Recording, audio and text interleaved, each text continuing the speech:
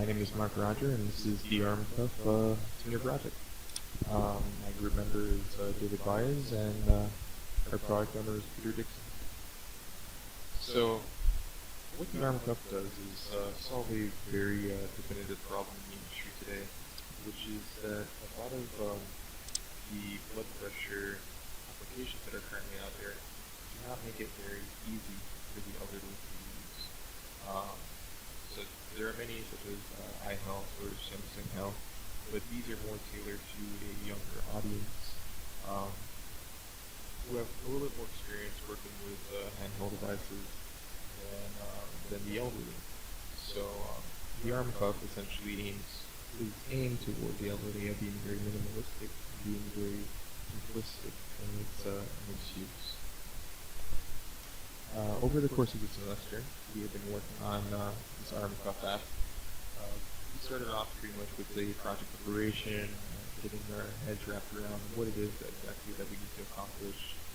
Then we began with very simple UI, some text notifications, followed by storing, editing, and deleting of the secondary caregiver data as well as patient data. David Baez, my group member, he began working on the push notifications using push bots. We continued this growing on the UI as we would add different features, such as the phone call feature, storing reading data, scheduling features. Just continue to alerting patients when a reading schedule time was reached. And then this was followed by the registration page.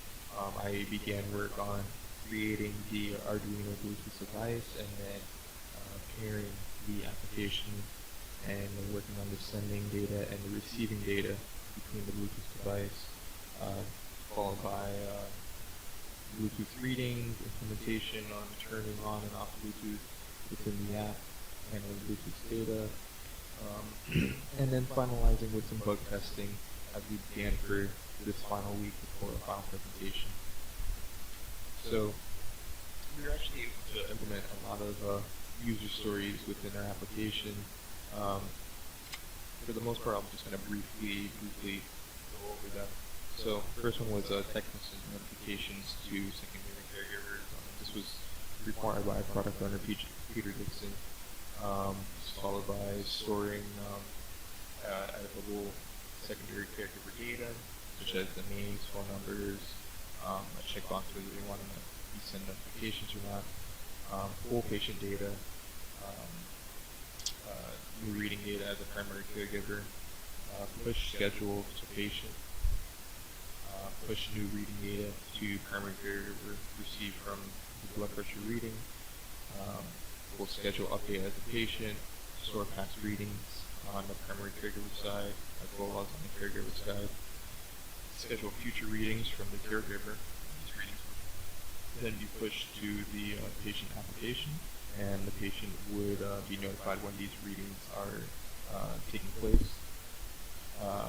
Shortcut for phone calls. It's optional, but we found it very easy to implement, so we just went ahead and did that. Storing readings, storing fast data on the patient side, alerting the patient of reading time, sending Bluetooth data to the Bluetooth device, and then also receiving the response from the Bluetooth device. Being able to register as a user, to start the Bluetooth reading from the actual application, and just a clean interface and functionality. One of the most important things that our product owner Peter Dixon required, ease of use, making sure we have all these features with probably one or two buttons that the patient would be required to use. Okay, so coming along, we have the use case diagram. This just is one of our actors, the primary caregiver. So when a primary caregiver first opens an application, they're allowed to register.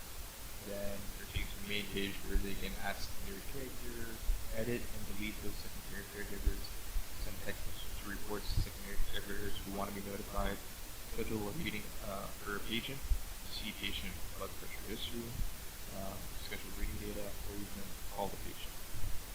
Our second actor is the patient. Is allowed to once again register, see blood pressure history, see scheduled readings from the caregiver, call the primary caregiver, connect to the Bluetooth device, take a blood pressure reading, and submit the blood pressure reading to the caregiver through our push notification API.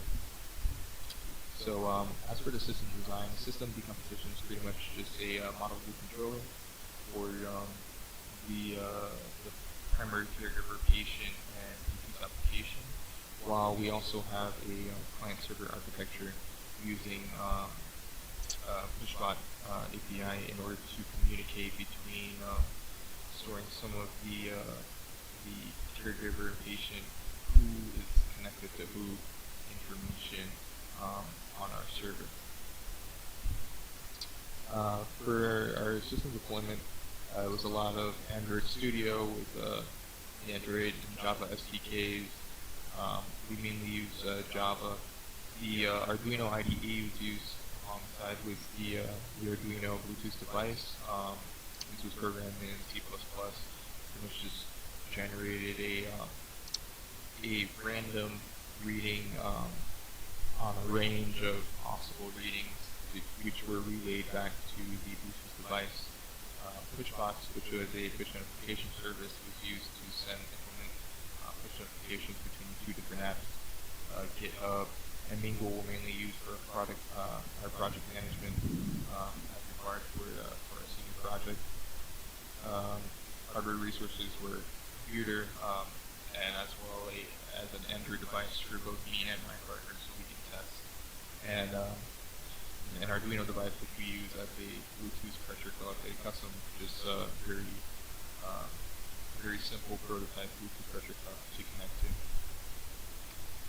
As for our persistent data, most of it was stored locally on the phone, except for a little bit who was connected to who was stored on our server. So we use kind of a modified model of the Android shared preferences, which is a key and value stack. We were able to grow upon this by using something called JSON, which is a modified version of JSON. This allowed us to serialize entire classes. So we have a caregiver class, and we serialize this entire class with all the caregiver information and store this serialized class in our caregiver list or array list. Same thing was done with the schedules and the readings. This made it very easy for us to manage different caregivers, different readings, different schedules, different devices as well. Security for the first part of this application was not really a major factor as specified by our product owner.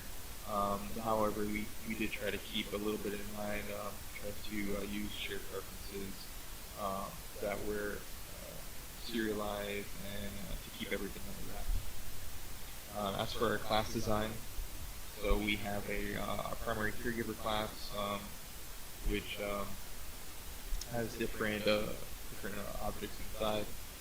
Caregivers, multiple get and set methods, or caregivers, a patient, only one, a name for a primary caregiver. And so here we have a name, phone number, and a notify, true or false for each caregiver. And this would be used to when we send text messages, we can send only to ones who have chosen to be notified. For a patient, we have patient ID, name, and an array list of readings and an array list of schedules that will be set from our primary caregiver. Readings would have systolic, diastolic readings, as well as a date, and a get reading rating that we weren't able to fully this iteration. Schedule will have the date and alert type, whether or not we want a repeating alert or just a one-time notification.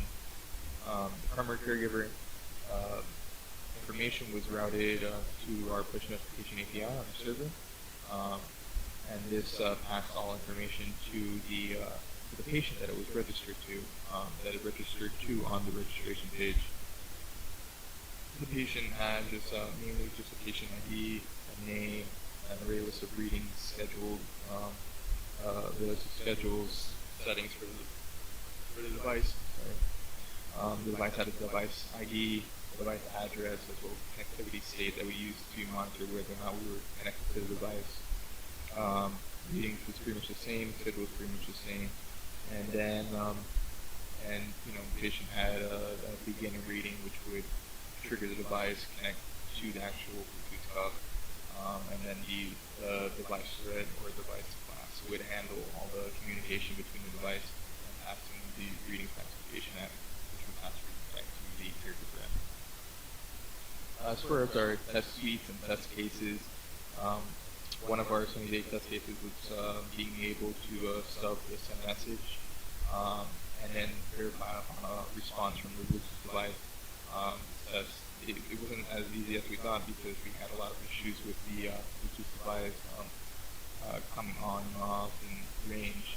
We were able to use this to sort this out. So, for example, the send message, we just pass in a string data, and in our case, a message character of 0 would run the reading. You get to have, for testing purposes, you get a character of 1 or 2 to turn on and off the LEDs on your Arduino device just to make sure that our Bluetooth connectivity is working. Once the Arduino received this message, generated a response, and sent it back to the application, we had running in a separate thread a check that checked all incoming responses from the connected Bluetooth device, and if it contained a new line, which would be the end of the stream, and we could pass that stream back to the patient application. As far as our rainy day test cases, we wanted to make sure that if the Bluetooth got out of range, we had to handle this somehow. We had a lot of issues where we tried to connect to it, and we had issues, and then the application would just crash because we could not connect. So we added in a little bit of kind of like a check Bluetooth, where first we checked whether or not the device had even a Bluetooth device, and then we checked whether or not the Bluetooth device was actually enabled, and we notified the user. We allowed the user to actually be able to turn on the Bluetooth device from the app without having to search through it on the settings. These were very early locations. We want to just provide them with a yes or no prompt. You want to turn this on, so that they continue very easily. As far as most of our testing, a lot of it is done through the use of an Android emulator, as well as using the JUnit functionality built into Android Studio. It's allowed us to use a very agile test-driven development, which helped around the later iterations as we were making more and more changes, especially to the Bluetooth code. We wanted to make sure that everything was working fine. And thank you very much, and hope you enjoy the project.